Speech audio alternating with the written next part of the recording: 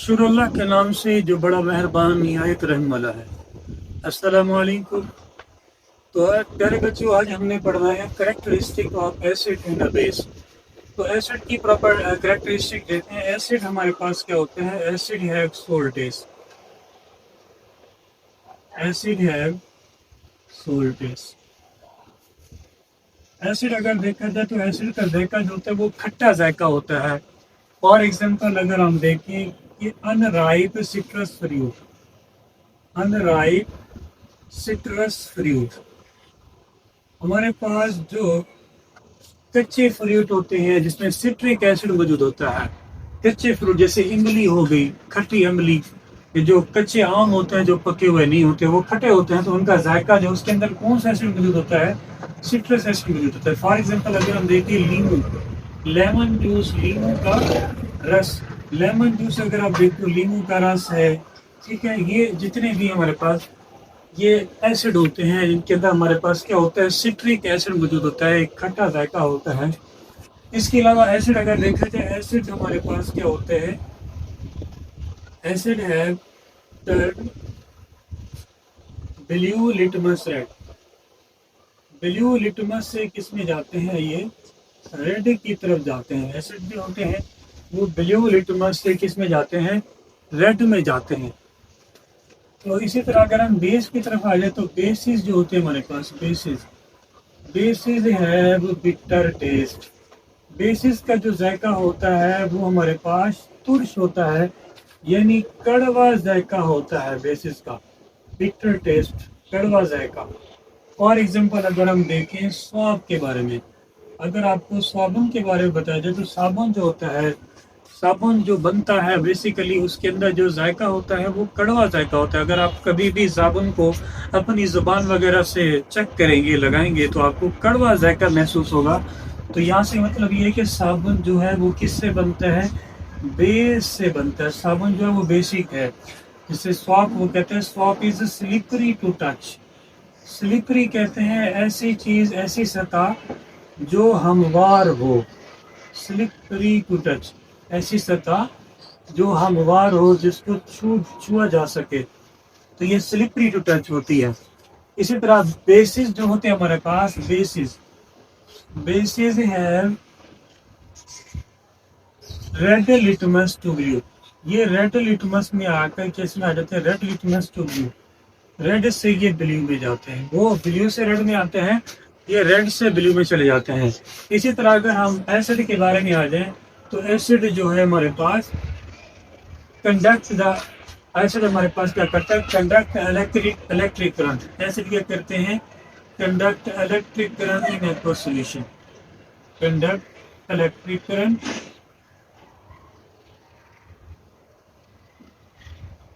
In aqueous solution. Acid जो होते हैं वो एक्वा सॉल्यूशन में बिजली को क्या करते हैं? कंडक्ट करते हैं, इसमें से बिजली पास हो जाती है।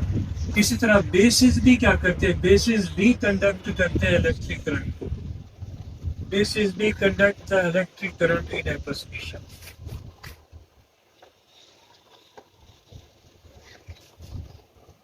In aqua solution.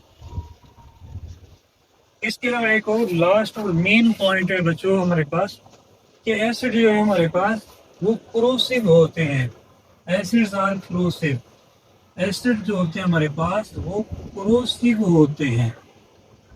कोरोसिव क्या होते हैं बच्चों? इन कंसंट्रेटेड फॉर्म।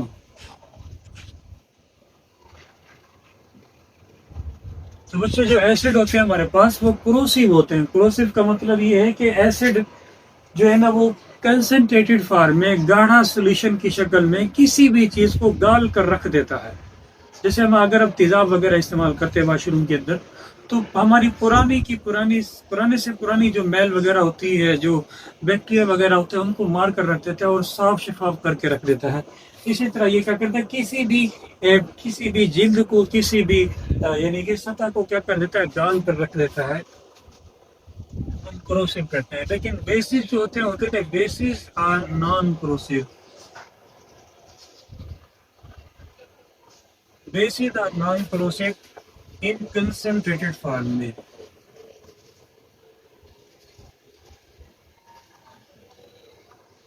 एक्सेप्ट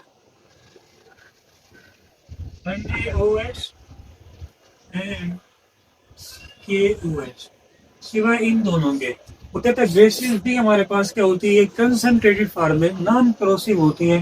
कंसंट्रेटेड यानी जो बेस हमारे पास कंसंट्रेटेड की शक्ल में होती है, गाढ़ा सोल्यूशन की शक्ल में होती है बेस, वो नॉन करोसिव होती है, यानी वो किसी चीज को गालती नहीं है, किसी किसी जल्दी या किसी सतह को खत्म नहीं करती, फिनिश नहीं करती, क्योंकि ये क्या करती है, नॉन करोसिव होती है। जैसे मैंने आपको बताया कि साबुन के बारे में, साबुन बेसिस है, लेकिन हम साबुन को इस्तेमाल भी करते हैं नहाने के लिए, तो हमारी जल्द को नुकसान नहीं पहुंचाती।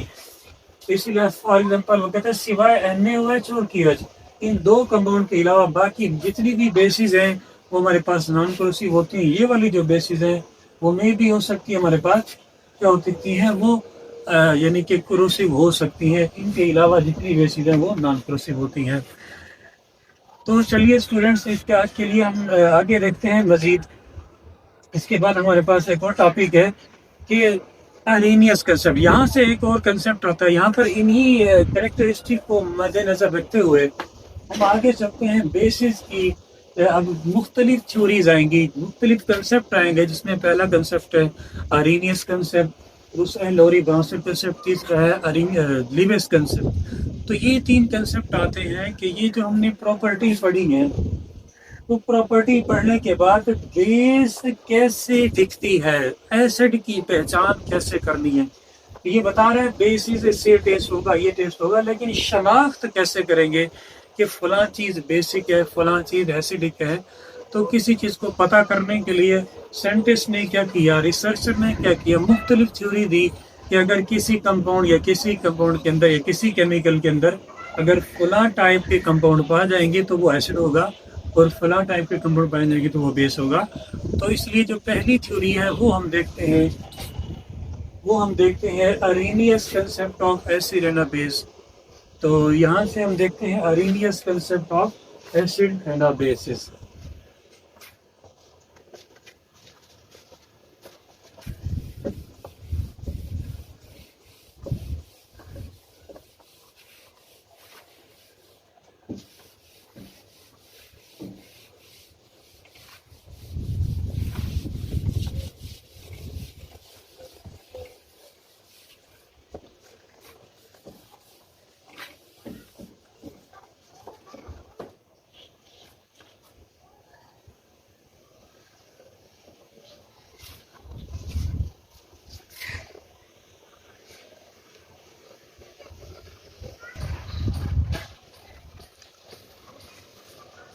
तो हमारे पास है बच्चों Arrhenius concept of acid and base. तो सबसे पहले नाम देख लेते हैं, साइंटिस्ट का जो पूरा नाम है वो है Swedish servant Arrhenius, Swedish servant Arrhenius.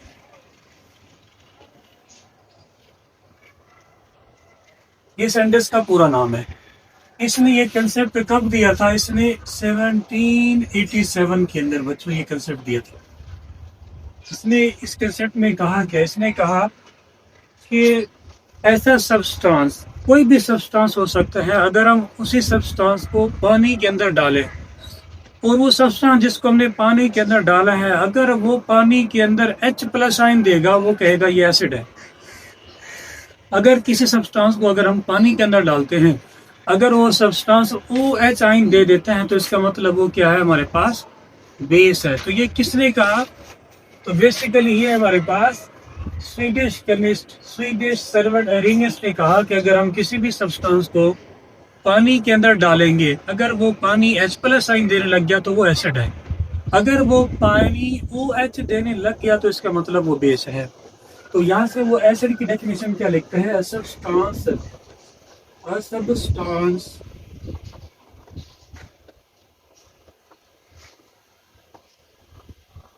which dissolve in water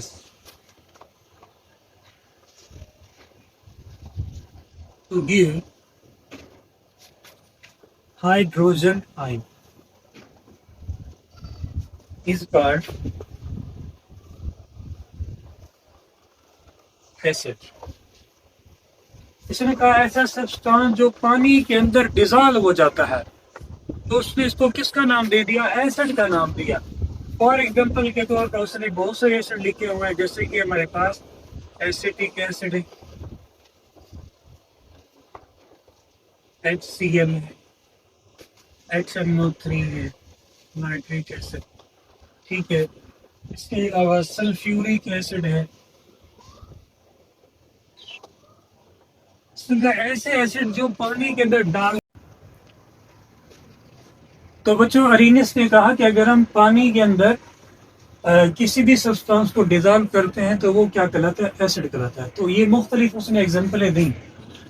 तो अगर हम इन एग्जाम्पल के बारे में देखें तो CH3 COOH, तो अगर हम इसको क्या करते हैं पानी के अंदर ऐड करते हैं तो ये क्या करता है? CH3COO, ये नेगेटिव बन जाएगा प्लस H पॉजिटिव आयन, तो ये पानी के अंदर डिजॉल्व हो जाएगा। देखो अगर हम इन्हें इस एसिड को एसिटिक एसिड, इसका नाम क्या है? Acetic acid. तो मैंने जब एसिटिक एसिड को पानी के अंदर ऐड किया तो क्या हुआ? एसिटेट आयन, क्या मिला? एसिटेट आयन मिला और बदले में हाइड्रोजन आयन मिला। उसने भी यही कहा था कि अगर आप पानी के अंदर किसी भी सब्सटेंस को, किसी भी एसिड को, किसी भी सब्सटेंस को ऐड करते हो तो अगर वो H प्लस आयन दे देता है तो वो एसिड है। अगर वो एसिड H प्लस आयन नहीं देता तो मतलब वो क्या है? बेस है। तो अगर बेस की डेफिनेशन और भी एग्जांपल यहाँ से देख लेते चलो। HCl हमारे पास है, हाइड्रोक्लोरिक एसिड है, पानी के अंदर डालेंगे तो H प्लस आयन है तो हो जाएगा Cl नेगेटिव आयन। तो यहाँ पर भी अगर आप देखो बच्चों तो ये भी हमारे पास क्या कर रहा है? एसिडिक आयन दे रहा है, यानी कि H प्लस आयन दे रहा है, जिसको हम प्रोटॉन भी पढ़ते हैं। तो बेस के बारे में अरीनियस ने क्या? बेस के बारे में उसने कहा सब्सटेंस,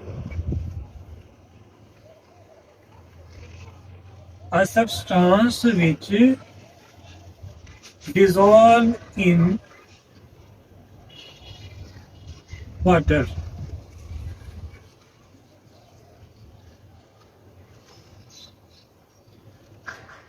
Give OH आयन, ऐसा सब्सटेंस जो पानी के अंदर डिजॉल्व हो और वो हमें क्या दे रहा हो? OH आयन दे रहा हो, तो उसको इसने क्या कहा? इज कॉल्ड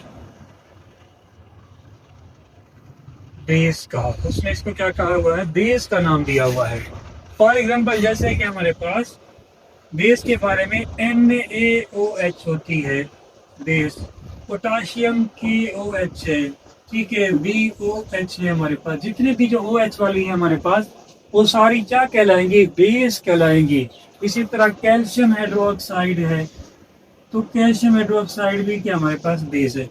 तो अगर हम इसको पानी के अंदर ऐड करते हैं तो ये देखो Na प्लस अलग हो जाएगा बच्चों, OH नेगेटिव हमारे पास अलग हो जाएगा। तो ये जो हमारे पास है इसको हम कहते हैं बेस। इस तरह ये भी अगर हम पानी के अंदर ऐड करते हैं तो ये K प्लस अलग हो जाएगा और OH नेगेटिव आयन ये अलग होगा। इस तरह यहाँ पर B और में यहाँ पर इसको पानी के अंदर ऐड करते हैं तो ये B प्लस अलग हो जाएगा और OH नेगेटिव अलग हो जाएगा। इसी तरह कैल्शियम हाइड्रोक्साइड को हम पानी के अंदर डालते हैं तो कैल्शियम अलग हो जाएगा हमारे पास, OH आयन नेगेटिव अलग हो जाएगा। तो ये इस तरह अगर हम देखें तो ये हमारे पास बेस हैं। जितनी भी हमने OH आयन बनाए हुए हैं ये सारी की सारी हमारे पास क्या है बच्चों? ये बेस है। ये किसने कहा? ये अरीनियस ने कहा था कि अगर हम पानी के अंदर किसी भी एसिड को डालेंगे, अगर वो एसिड, अगर वो कंपाउंड, अगर वो केमिकल H प्लस आयन देगा तो एसिड होगा, अगर वो कंपाउंड OH आयन देगा तो वो बेस होगा। तो ये किसने कहा था? अरीनियस ने कहा था। इसके बाद आगे हम चलते हैं कि इसके कुछ लिमिटेशंस हैं बच्चों। लिमिटेशंस के बारे में हम पढ़ते हैं कि लिमिटेशन में ये फेल, इसके कुछ इतराज़ात है, क्योंकि बच्चों ने यानी इससे कुछ सवालात हुए थे कि इसने एसिड और बेस के बारे में बता तो दिया था लेकिन बाद में इससे क्वेश्चन हुए थे, हाँ आपने किस कंसेप्ट के तौर पर बताया है, और अगर ये वाला एसिड हो तो इसमें तो H प्लस आयन है नहीं। बच्चों अगर देखा जाए ये दो हमारे पास CO2 और SO2, तो अगर देखा जाए SO2 है या NH3 है अमोनिया, तो ये दो हमारे पास अगर देखा जाए एसिड है और ये अगर देखा जाए बेस है। तो ये बाद की जो थ्योरीज आई थी उन्होंने ये मालूम करके दिया था तो जब इससे ये पूछा गया कि ये एसिड है या बेस है, अगर ये बेस है या एसिड है तो इस पे H plus ion OH ion का कंसेप्ट तो है नहीं। तो इस वजह से यहाँ से इसकी कुछ लिमिटेशंस भी हैं, वो हम देखते हैं कि लिमिटेशन में ये कैसे बयान करते हैं। तो लिमिटेशन अगर हम देखें तो इसकी कुछ लिमिटेशन हम देखते हैं बच्चों। Limitation of Arrhenius concept.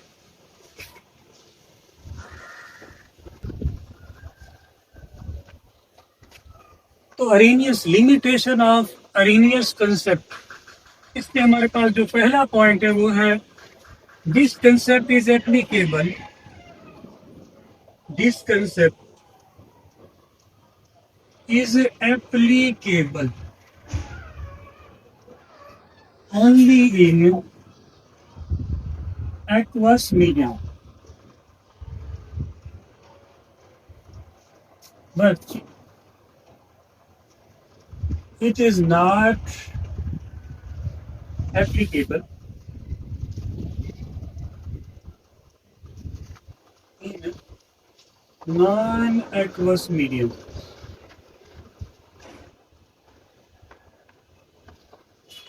इसका पहले कंसेप्ट पॉइंट ये है लिमिटेशंस का कि ये जो कंसेप्ट हमने पढ़ा था एसिड का कि एसिड जो है वो H प्लस आयन देते हैं, बेस जो है वो OH आयन देती है, तो कहते हैं ये कंसेप्ट जो है वो किस में अप्लाई होगा, सिर्फ और सिर्फ एक्वस में, यानी पानी वाले सोल्यूशन के अंदर ये कंसेप्ट क्या होगा, हमेशा अप्लाई होगा।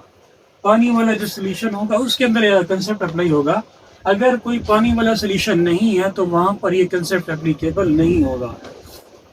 दूसरा ये है कि अगर हम देखिए एसिड में हमारे पास क्या था, एसिड गिव, वो कहते हैं एसिड दे रहे थे अरेनियस में हमारे पास H प्लस आयन और बेस हमें दे रही थी OH ion. Acid H plus ion दे रही थी और बेस OH आयन दे रही थी, तो ये कंसेप्ट हमारे पास था। तो अरेनियस कंसेप्ट अगर हम देखें तो ये H प्लस आयन एसिड था और बेस जो था वो OH आयन था। पॉइंट नंबर 3 अगर हम देखें, पॉइंट नंबर 3 में वो कहता है कि एसिड हमारे पास अगर देखा जाए, एसिड, सम एसिड ये भी हैं, सम एसिड जैसे कि CO2 है, SO2 है, और सम बेसिस, कुछ बेस ये भी है, NH3, अमोनिया, ये भी बेस है। तो अगर आप देखो अमोनिया के बारे में, अमोनिया हमारे पास बेस है, तो बेस में देखें और एसिड में देखें तो एसिड हमारे पास अरेनियस के मुताबिक वो होता था जिसके पास H प्लस आयन हो। तो यहाँ पर अगर आप CO2 में देखो तो कोई H प्लस आयन नहीं है, कोई SO2 आयन नहीं है, और SO2 के अंदर कोई H प्लस आयन नहीं है, ना इसके अंदर H प्लस आयन नहीं है। तो जब इससे सवाल किया गया भी ये तो एसिड है, क्योंकि ये उस वक्त कंपाउंड दरियाफ्त हो चुके थे मे बी शायद, तो उस वक्त इससे पूछा गया अभी इसके अंदर तो H प्लस आयन नहीं है तो ये एसिड कैसे, एक्सपेरिमेंट से पता किया गया।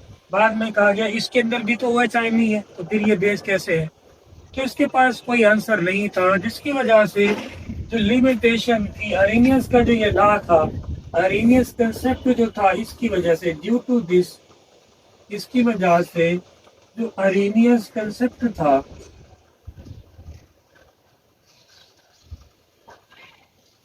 वो फेल हो गया।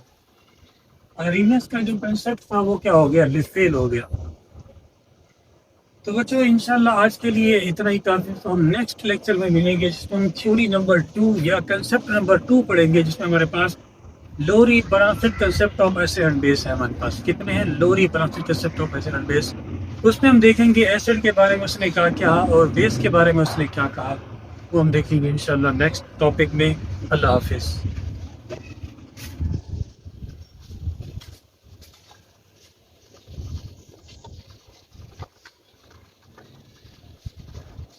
That's the